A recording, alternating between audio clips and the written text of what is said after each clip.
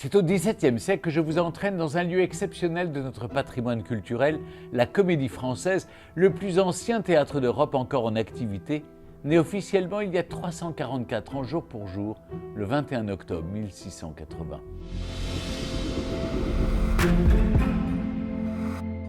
Nous sommes le 25 août 1680.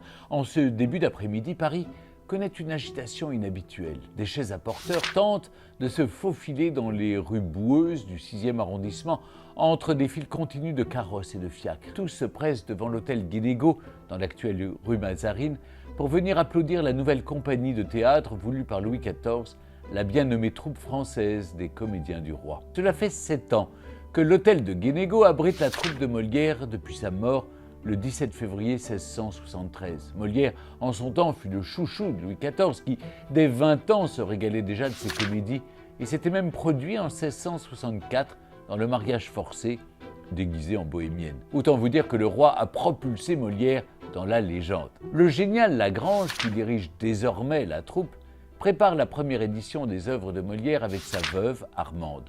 Tous les deux font vivre la maison de Molière en montant des pièces avec machine, vol, gloire. En ce 25 août, la troupe de Molière, sur décision du roi, vient de fusionner avec la troupe de l'hôtel de Bourgogne. Le souverain, las de cette guéguerre entre troupes rivales, a sifflé la fin de la récré, le 18 août, alors qu'il inspecte ses troupes dans les Ardennes. Il a lui-même choisi la crème des acteurs pour cette nouvelle troupe composée de 16 comédiens et 12 comédiennes, qui auront l'insigne privilège d'être les seuls à pouvoir jouer en français dans Paris. Parmi eux, le célèbre Michel Baron, élève de Molière, et une recrue d'exception, muse de Racine, la célèbre comédienne Marie Desmarres, dite la Champmeslé. En ce soir du 25 août, au programme, il y a Phèdre de Racine et les carrosses d'Orléans d'un certain La Chapelle. C'est le tout premier spectacle de celle qui s'appelle désormais la Comédie Française. Et c'est un triomphe. Même si certaines vedettes ont déjà la grosse tête, puisque le comédien Michel Baron répète à l'envi, je le cite, que les gens tels que nous ne sont faits que pour être sur les genoux des reines ou des princesses.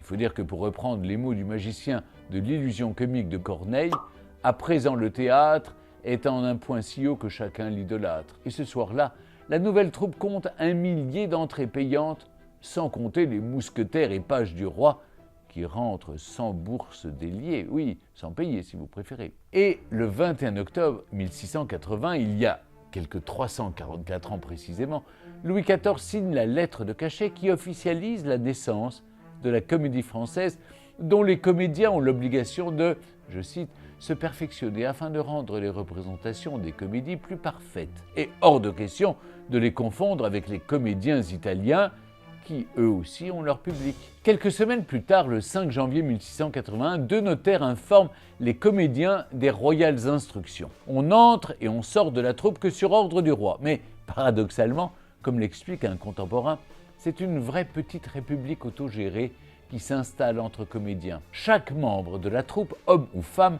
participe à la marche des affaires, prend part aux décisions. Ils veulent tous être égaux et se nomment camarades. Mais déjà, lors des assemblées du lundi, certains comédiens manquent à l'appel. Alors, pour faire venir tout le monde, Lagrange distribue des jetons de présence sous la forme de pièces en argent.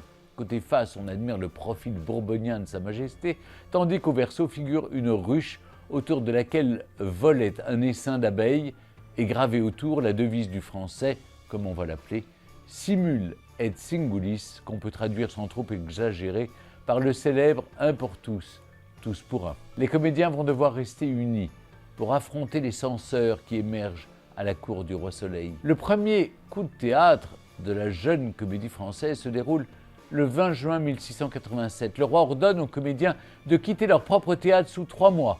Les savants de la Sorbonne s'apprêtent à s'installer quai Conti au Collège des 4 Nations, l'actuel Institut de France. Et ces messieurs ne supportent tout simplement pas la promiscuité de ces saltimbanques. C'est donc un parcours du combattant qui débute pour les comédiens qui cherchent alors une nouvelle salle. Et comme le dit Racine, partout où vont les comédiens, les curés crient. Depuis la révocation de l'édit de Nantes en 1685, Louis XIV est sous l'influence des catholiques qui considèrent les comédiens comme d'éternels excommuniés n'ayant pas droit à une sépulture chrétienne. Le curé de Saint-Sulpice les décrit même comme des gens vicieux, infâmes et méprisables. Pourtant, comble de l'hypocrisie, la banquette des évêques est toujours garnie lors des spectacles de la troupe. Finalement, en 1688, ils achètent et rénovent un jeu de paume, l'ancêtre de notre squash, rue Neuve des Fossés Saint-Germain, l'actuelle rue de l'Ancienne Comédie dans le 6e arrondissement de la capitale. L'inauguration a lieu en grande pompe le 18 avril 1689. L'architecte François d'Orbay a réussi le tour de force de faire une salle en U de 1700 places pourvue de 3 rangs de balcons comprenant chacun 19 loges de 8 places. De quoi admirer la décoration intérieure vert et or et les 14 lustres de verre avec moucheurs de chandelles. Mais les comédiens se sont ruinés et il faudra attendre 1757 pour que Louis XV apure finalement leurs dettes. La troupe joue environ une centaine de pièces par an, le plus souvent 2 par soirée, et puise dans le répertoire de Molière, Corneille, Racine, Rotrou. Mais le public se fait plus rare et la censure toujours plus importante. Madame de Maintenon, qui prend de l'influence à la cour, explique au roi que se divertir à la comédie, c'est se réjouir du démon. Les puritains hantent la maison de Molière afin de condamner tout ce qui blesse la bienséance. En 1702, dans une représentation du Misanthrope, la comédienne de 18 ans, Michel Dancourt, dite Mimi, se travestit en petit marquis, ce qui choque les censeurs. On la remplace donc par le vieux La Torillière, insupportable chicanerie qui prendront bientôt fin à la mort de Louis XIV en 1715. Dès les premières années de la régence de Philippe d'Orléans, le peuple de Paris, libéré de l'austérité et avide de nouveaux plaisirs, se rue au théâtre, faisant désormais des comédiennes et des comédiens les reines et rois de leur époque. On épie les moindres paroles des vedettes que sont François-René Mollet, Louise Contat, Adrienne Lecouvreur, Lequin, Mademoiselle Duménil ou la célèbre Mademoiselle Clairon. Dans le parterre, de 600 à 800 spectateurs se tiennent debout, boivent et mangent du saucisson ou font des affaires au milieu des videurs de bourse. L'ambiance est plus au stade de foot qu'au spectacle d'aujourd'hui, où les gens écoutent en silence. L'écrivain récif de la Bretonne décrit le public d'alors comme un gros cheval poussif qui tousse, crache, mouche, claque, hennit, braie, grogne, mugit, bêle continuellement. Le public est tellement turbulent qu'une vingtaine de gardes permanents sont chargés de maintenir un peu d'ordre. Mais ceux qui le craignent le plus, ce sont les acteurs eux-mêmes. En 1734, le comédien Grandval joue le personnage de Coucy dans la pièce Adélaïde du Guesclin de Voltaire. Mais lorsque son partenaire lui donne la réplique « Es-tu content, Coucy ?» un énergumène dans le public déclame « Coucy, Coucy !» L'acteur se décompose sous les rires du public. Mais il y a pire. Les banquettes des marquis payés une fortune à la troupe encombrent la scène elle-même, empêchant les comédiens de se mouvoir correctement, à tel point que dans la tragédie Sémiramis de Voltaire, l'acteur qui joue le spectre de Ninus ne parvient pas à se frayer un chemin vers les coulisses, déclenchant cette tirade venue du public « Messieurs, place à l'ombre !» L'hilarité générale et ruine en un instant tous les faits tragiques. Un mécène financera l'enlèvement de ces odieuses banquettes en 1759, libérant enfin la scène de cette assemblée de fats emperruqués. Et pour pimenter les soirées, des auteurs ou personnes d'influence font souvent appel à la claque, un groupe de personnes engagées pour soutenir ou faire tomber une pièce par des manifestations bruyantes comme des applaudissements, des rires ou des sifflets. Généralement, les manigances se trament au Procope, le café voisin. Vous l'aurez compris, il faut avoir le cœur bien accroché pour jouer à la Comédie Française.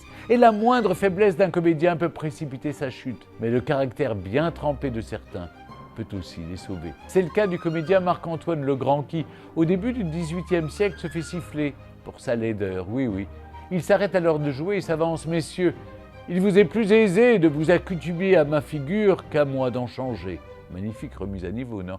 Mais ce siècle presque insouciant et haut en couleur va progressivement disparaître alors que la Révolution pointe son nez. Pour découvrir la suite de l'histoire de la Comédie Française, retrouvez Au cœur de l'histoire de 15h à 16h sur Europe 1 et sur toutes vos plateformes d'écoute.